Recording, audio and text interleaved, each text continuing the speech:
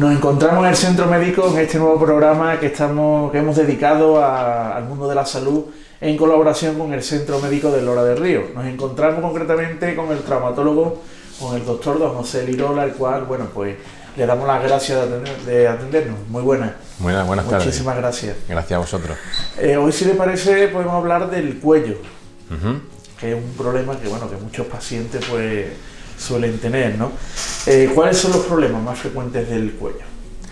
Pues es cierto, Jesús, la verdad que en la consulta de cualquier traumatólogo que haga una traumatología general, o incluso las consultas de traumatología o de rehabilitación de un hospital, pues es un motivo frecuente de consulta, incluso pues en atención primaria, porque es una zona anatómica que tiene mucha patología, ¿no? Y lo que más nos consultan es por dolor, ¿eh? Pero bueno, antes que nada, sí explicar para que los telespectadores comprendan que el cuello es la región anatómica entre la cabeza y la caja torácica, y desde el punto de vista de la traumatología o del aparato locomotor, a nosotros lo que más nos interesa es conocer que lo componen 7 vértebras, 7 vértebras. Además, un dato curioso es decir que todos los mamíferos tenemos 7 vértebras, es decir, independientemente de la longitud del cuello. Un ratoncito tiene 7 vértebras, tiene un cuello pequeño, y una jirafa tiene 7 vértebras. Entonces, pues, depende del tamaño. Depende del tamaño de la vértebra, pero es algo curioso. Y bueno, pues uniendo esas vértebras y uniendo también la musculatura de la clavícula, la escápula, las costillas con el cráneo, hay un montón de musculatura, de ligamentos, de cápsulas articulares, de cartílago. Es decir, es una estructura anatómicamente muy compleja y en la que pues se soporta todo lo que es la movilidad de la cabeza, ¿no? Entonces, los problemas más frecuentes del cuello, como me preguntabas, dependen de la edad. No todas las personas tenemos los mismos problemas independientemente de la edad, sino que hay claramente que diferenciarlo. En las primeras décadas de la vida normalmente no hay problemas de cuello, es decir, sobre todo en los primeros años es muy raro que a un paciente le duela el cuello. Lo podemos ver, y de hecho lo vemos.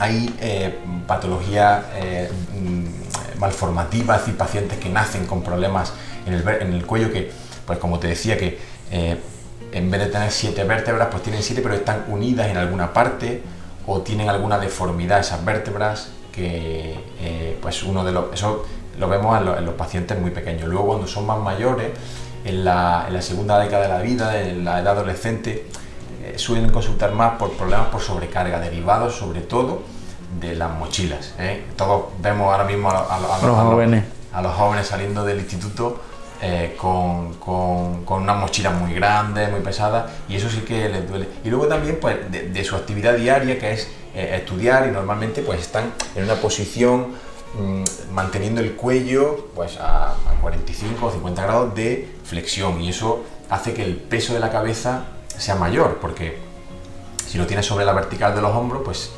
asienta sobre toda la estructura ósea, pero si lo flexiona hacia adelante, la musculatura tiene que tener hacer más fuerza para sostenerlo, ¿no? Luego, en la edad laboral es más frecuente pues por las actividades laborales. Por ejemplo, aquí en la zona, que yo veo bastantes pacientes que se quejan del cuello y se dedican al tema de la recolección de naranjas, de aceitunas, que llevan colgados macacos pesados y muchas horas al día durante muchos días, pues entonces es normal que le duela lo que es el cuello, trapecio, la parte posterior de la cabeza. Eso es frecuente. Y luego ya a partir de los más o menos 50 y pico de años, pues sobre todo duele por un problema degenerativo, por artrosis. La artrosis básicamente es inherente a la evolución, o sea, a la edad humana, o sea, al cumplir años. El mayor factor de riesgo para tener artrosis es tener una avanzada edad, que bueno, es bueno tener muchos años y poder cumplirlos, pero también pues a la vez se degenera. Entonces ya ahí es lo más frecuente es por artrosis, y además se suele degenerar la parte más móvil del cuello, que suele ser las vértebras más inferiores, C5, C6, C6, C7. La unión de esas vértebras suele ser lo que más se desgasta, ¿eh? Y bueno, pues esos son los problemas más frecuentes del cuello. Luego es una zona en la que, bueno, puede haber muchísimos problemas, o sea, porque además en el cuello no solamente hay músculo, hueso, sino que está la glándula tiroides, paratiroides, está la tráquea, esófago, es decir, están las arterias carótidas, es decir, hay un montón de estructuras anatómicas que pueden dar problemas también, que bueno, ya lo llevan otros compañeros de otras especialidades y que también serían dignos de otro programa y otra mención, pero que desde el punto de vista de la traumatología, pues esos son los problemas principales que nos encontramos. ¿Puede ocurrir, don José, que una persona no tenga una avanzada edad, pero que tenga una artrosis muy avanzada? ¿Puede pasar? Puede pasar. Es raro ver una artrosis por debajo de... O sea, una artrosis sintomática, una artrosis que requiera un tratamiento diferenciado, más allá de cuidar ese cuello, sino que, oye, incluso pues, una cirugía por debajo de los 40 años. No es fácil. Lo que sí puede pasar es tener una hernia, que no es lo mismo que tener artrosis. Es decir, cuando uno tiene artrosis, es frecuente tener hernias o protrusiones discales, pero uno, sin tener artrosis, también puede tener una hernia cervical. Para que entendamos, la columna son bloquecitos, o sea, cada vértebra es un bloque de hueso, y para que una con otra no roce, en medio hay unas almohadillas que están compuestas de dos partes, una que es una bolita central, como una canica, para que una sobre otra, sobre esa canica, sobre la que pivota para moverse, y luego está rodeado de un anillo, como si fueran muchos elásticos alrededor de esa canica, pues para contenerla en el centro, porque claro, la canica hace su función si está en el centro y el ladrillito de arriba pues se mueve sobre el abajo, y está en una parte, pues solamente volcaría para el otro, ¿entiendes? Uh-huh. Entonces, pero en un movimiento brusco, en un accidente de tráfico, en un accidente deportivo, pues puede haber que se rompen la capa esa de los elásticos y hace que la bolita pues salga para atrás y aparezca justamente en la parte de atrás de ese anillo, que es donde está la médula espinal. Y ese es el problema, ¿no? La médula espinal es lo que lleva por donde van las neuronas que ordenan el movimiento a los músculos que vienen desde el cerebro, y es por donde llegan al cerebro las sensaciones del cuerpo, toda la sensibilidad, la capacidad de detectar temperatura, frío-calor, la capacidad de detectar la vibración, la propiocepción, que es la capacidad de saber dónde está cada segmento corporal en cada momento, el dolor también va por la médula, la sensibilidad táctil, es decir, cuando tocamos los objetos, pues todo eso va por ahí. Entonces, claro, cuando tenemos una hernia que le da a la médula, es cuando, pues normalmente a la médula o algún nervio que va para el brazo, ¿vale? Porque a nivel cervical es por donde es cuando salen los nervios que van a formar salen las raíces de los nervios que inervan el brazo. Y bueno, pues cuando le da tenemos una cervicobraquialgia, un dolor intenso en el brazo, con una sensación pues de calambre, de quemazón en el brazo, y bueno, en función de a qué nivel está, pues da una zona o en otra, ¿no? Pero eso sí es posible encontrarlo, pero normalmente la artrosis por debajo de los 40 años es raro. Uh-huh. ¿Hay muchos síndromes de latigazo cervical? Pues sí que hay, aquí vemos bastantes, porque bueno, pues somos un centro de referencia para los accidentes de tráfico, y sí que tratamos muchos pacientes por este motivo. El síndrome de látigo cervical se produce cuando, al estar la cabeza unida al tronco por el cuello, que es lo que estamos hablando hoy, resulta que si le damos un empujón fuerte al cuerpo, pues la cabeza siempre se queda atrás, al empujar el cuello se queda atrás, y luego una vez que el cuerpo ya frena, bien contra el volante o bien con el cinturón al ir en el coche, pues la cabeza no tiene ningún tope, y la cabeza pues lo que hace es flexionarse. El único tope que tiene es impactar el mentón contra el esternón. Entonces pues primero el cuerpo se va para adelante, la cabeza quedando atrás, que si el reposacabezas está bien colocado, te puede frenar algo del golpe para atrás, pero luego cuando el el tronco frena, pues la cabeza va para adelante y ese es el movimiento del latigazo cervical.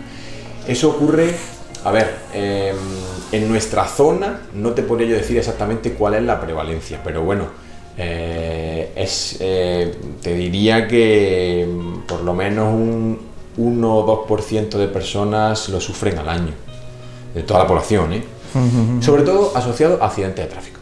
También puede pasar un accidente deportivo, en un accidente con un caballo, con un empujón fuerte en una agresión, eso puede pasar, pero sobre todo lo que vemos es por accidente de tráfico, en el movimiento fuerte de... Bueno, ¿y ese movimiento, ese dolor puede dejar secuelas? A ver, lo normal es que no, ¿vale? Porque suelen ser, cada día hay más seguridad activa en los vehículos y cada día los tratamientos, pues bueno, también consiguen recuperar a más pacientes, pero la mayoría no, pero puede dejar secuelas. Es decir, nosotros le explicamos a los pacientes cuando vienen por estos motivos que el tratamiento que requiera se le va a hacer, pero que claro, no todo depende del tratamiento por el traumatólogo, por el fisioterapeuta, por la rehabilitación que haga, por la medicina, sino que también depende pues del grado de lesión. Es decir, eso es normal, ¿no? Eso es entendible.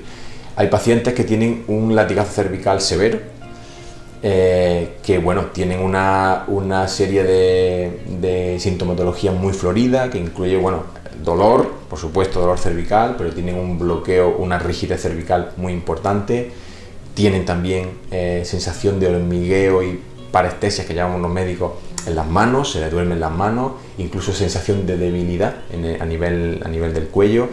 Pueden tener también alteraciones, y nos cuentan los pacientes que se sienten como aturdidos, con vértigo, náusea, con déficit de concentración, incluso para sus actividades habituales, para su trabajo.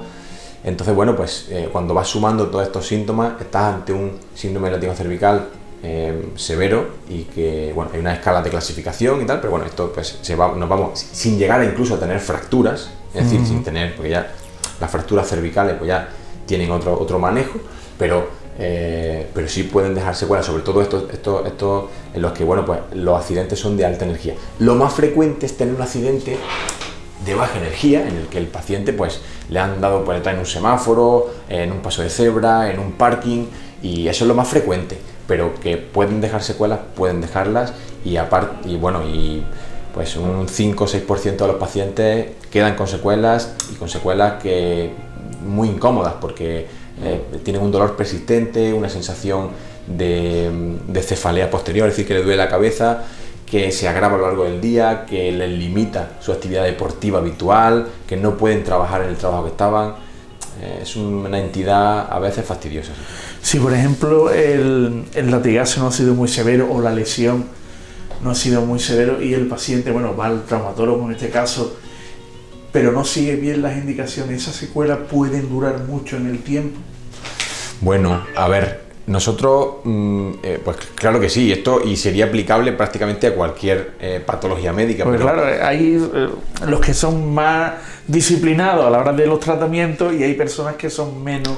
Es cierto, y luego también ocurre, y vemos con frecuencia, personas que les vendría muy bien pues durante 2, 3, 4 meses incluso tener un reposo, pero no pueden porque tienen niños pequeños, que pues una mujer que está dando el pecho o algo, pues no le viene, o sea, en ese momento la verdad que el tener a un bebé de 3, 4, 5 kilos en brazos, pues, y no puede dejar de hacerlo porque es verdad que intentamos acoplar, que sí con un cojín de lactancia, que sí de la manera más cómoda posible, pero luego pacientes que tienen que trabajar, es decir, oye, pues me lo dicen, doctor, yo es que me duele el cuello y yo vengo ahí, pero claro, es que ahora mismo, aunque yo esté en el programa de ejercicio, de fisioterapia, tal, pero claro, en ese momento no le vendría muy bien tener un trabajo en el que el cuello tenga un papel importante, y bueno, pues no pueden hacerlo. Pero lo normal es que los pacientes sean bastante cumplidores, la verdad. Los pacientes que están mal, y cuando uno va al médico es porque se quiere curar, entonces que sean cumplidores. Pero claro, a tu pregunta, si pueden alargarse un poquito más, pues sí. Eso sí, ¿no? ¿Hay suspicacia en pacientes que vienen de a lo mejor de un porrazo, un accidente de tráfico y que quieran ser más, no sé, exagerarla? Claro. Bueno, a ver, hay de todo. ¿Existe esa suspicacia? Sí. A ver, en este tema hay de todo, ¿no? Y la verdad que, bueno, uno también a lo mejor en la primera visita no, pero te das cuenta quién intenta simular un poco más o quién no. Es cierto que el latigazo cervical está más infravalorado por ese motivo, porque bueno, es un tema que cuesta mucho dinero a las aseguradoras y a las arcas públicas, porque es muy frecuente, y con ese dogma de que parece como que todos son rentistas, pues la verdad es que no. La verdad es que a la mayoría, casi todos, les duele y les duele un tiempo. Otra cosa es, bueno, pues que a lo mejor pues se puedan curar un poquito antes o puedan prolongarlo un poco más, que ya no, o sea, eso a veces ya no se puede detectar, pero lo que sí es verdad que un latigazo cervical no es una tontería, da problemas. Y quien lo ha tenido, y a veces no ha sido por un accidente de tráfico, ni ha tenido ninguna intención rentista, te lo cuenta y dice, oye, yo aún sigo molesto, han pasado ya 6 meses, 8 meses, y eso sí. Pero claro, en este mundo, pues cuando se debe por un accidente y hay personas que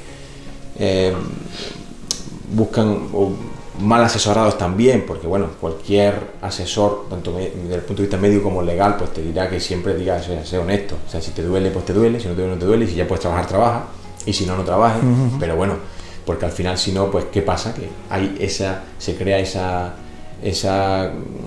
bueno, pues como ese conocimiento general que a lo mejor no está fundamentado en la realidad y luego pagan justo por pecadores.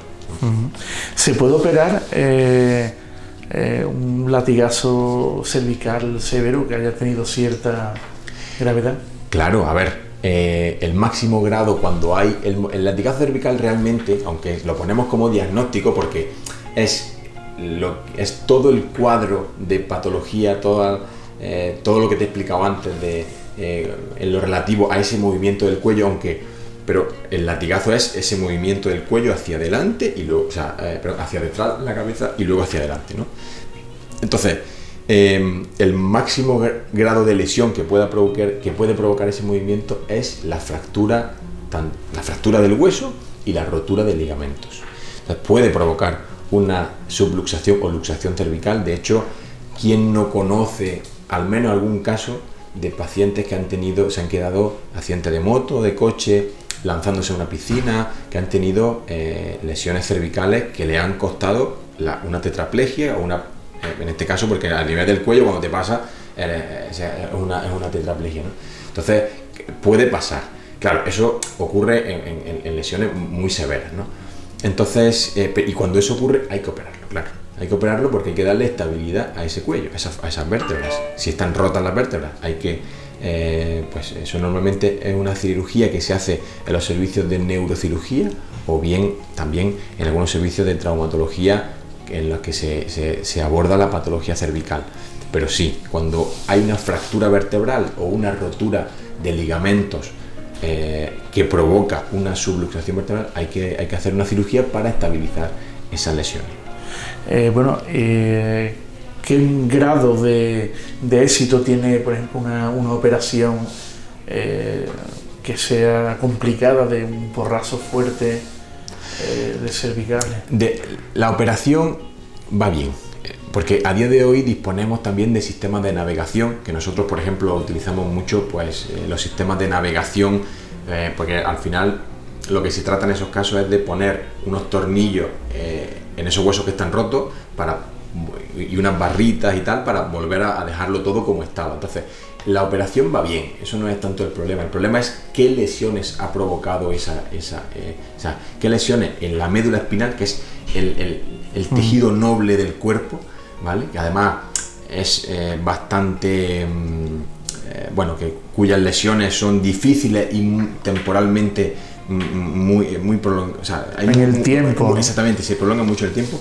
Hoy leí una noticia en la prensa que se había publicado en estos días en una revista, en Nature, una revista internacional, probablemente la revista con mayor impacto del mundo de temas de salud y de avances científicos, que unos científicos han conseguido que mediante una estimulación en pacientes con lesiones medulares han conseguido volver a caminar y tal, ¿no?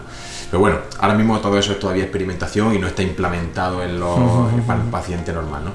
Entonces, aquí el problema no está tanto en la cirugía, que el porcentaje de éxito es alto, porque vienes a arreglar lo roto, sino en qué secuelas o qué lesiones ha provocado ese mecanismo, ¿no?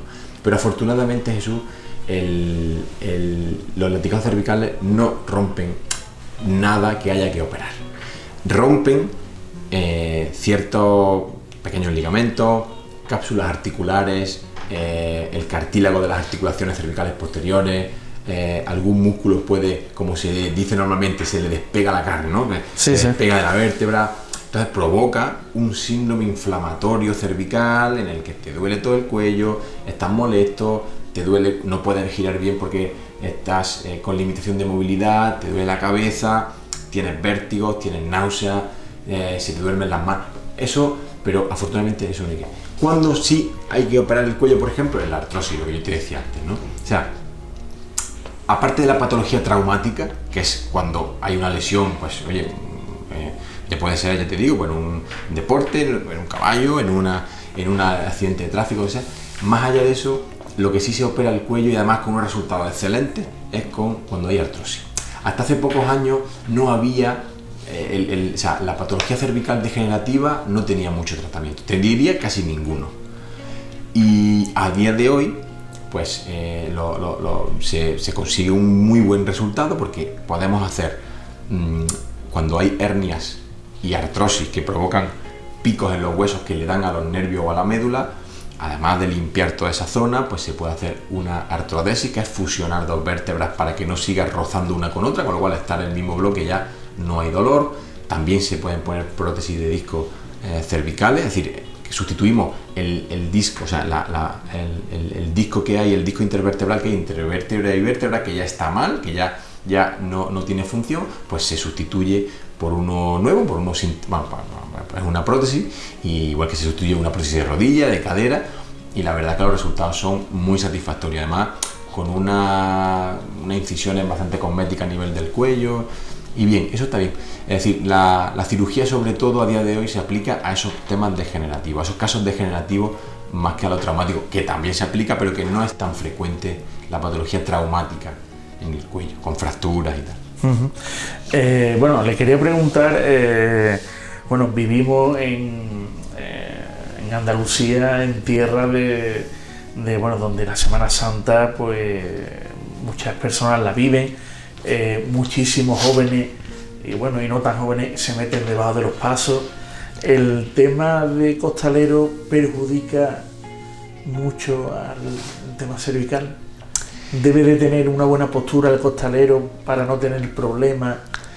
A ver, el tema del costalero, bueno, es una pregunta que todos los años, o sea, traumatólogos, fisioterapeutas, en organizaciones, incluso de hermandades, siempre intentan ayudar a los costaleros con consejos, con tal y además, con una labor magnífica, porque se ayuda con la prevención, como tú bien estás preguntando, y también luego con el tratamiento posterior, ¿no?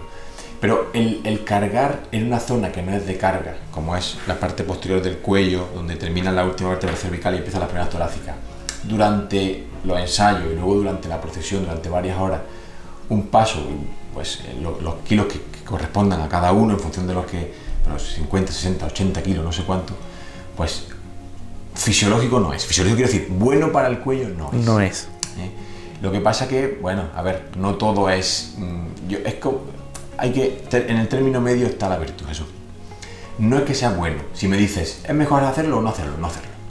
Pero también influye tu devoción, tu sentimiento, tus ganas de hacerlo. Y bueno, pues si nos ponemos a ver qué es bueno y qué no es bueno, básicamente nos quedamos 4 cosas, y son 2 pocos en la vida. Hay que disfrutar de las aficiones y tal, ¿no? Lógicamente, cuando una persona lleva muchos años de costalero, porque cuando uno es joven, Jesús, no te duele nada.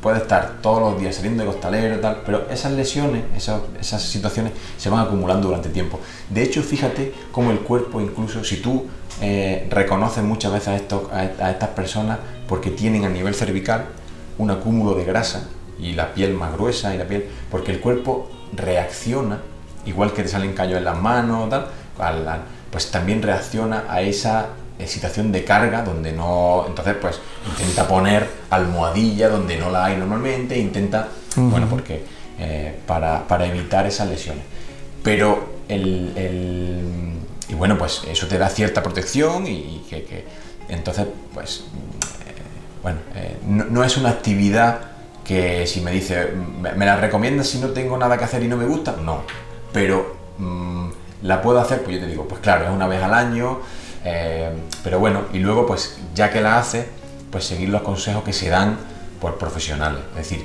tener una correcta posición dentro del paso, intentar que todos los que tienen que llevar el paso estén debajo, porque si no, o sea, no ir a un ensayo, no, como hemos venido a la mitad, vamos a hacerlo bien, pues eso te vas a sobrecargar de más. Tener una buena movilidad del cuello antes de empezar, o sea, trabajar durante todo el año esa movilidad del cuello, y acudir al fisioterapeuta, tener presente que no tienes una patología cervical previa, ¿vale? Porque eso te puede agravar también. Te puede agravar, lo claro. que tengas. Y luego, pues, cuando terminas, tratarte, es decir, pues, de nuevo volver al fisio, hacerte tratar la musculatura, tomar antiinflamatorios unos días para que el proceso sea más limitado, es decir, cuidar el cuello, en este sentido. Pues algo más que quiera añadir, don José, a este tema de hoy que hemos tenido con la cervical y con el cuello. Nada, Jesús, yo reiterar mi disposición y mi felicitación a la cadena por generar este tipo de contenido que, bueno, pues son la verdad de utilidad para todas las personas que nos puedan ver, y deciros que nada, que seáis sensibles también a los comentarios que os puedan generar los pacientes para luego poder nosotros también darle respuesta por vuestro canal a todos estos pacientes que tengan alguna duda concreta y podamos hacer algo que sea útil para todos ellos. Lógicamente, todas las personas que nos estén viendo que tengan problemas cervicales, bueno, pues tienen el centro médico para poder venir y que sean tratados por profesionales, en este caso, ¿no? Su caso, en este momento, y bueno, y que puedan solucionar su problema, ¿no? Que puedan tener a causa de un accidente de tráfico o cualquier movimiento brusco, algo. Bueno, Jesús, aquí tenemos, efectivamente, no soy yo solo, que aquí somos un equipo los que atendemos este tipo de pacientes, y bueno, pues desde la cita hasta la realización de una radiografía, la consulta del traumatólogo, la atención por los fisioterapeutas o psicólogos, incluso que a veces es necesaria, pues somos un equipo en lo que la verdad que, bueno, pues intentamos pues aliviar en lo máximo posible al paciente, que sea partícipe del problema, que comprenda, que entienda dónde está la cosa, y donde que sea también armar al paciente con las herramientas que él, para que él pueda también tratar su patología y que tenga las mínimas crisis posibles durante los meses siguientes, y que, bueno, pues que tenga la mayor calidad de vida. Bueno, por mi parte nada más, don José, darle las gracias por atendernos y por aclararnos todas estas dudas de la patología de las cervicales. Gracias a vosotros, Jesús. Gracias.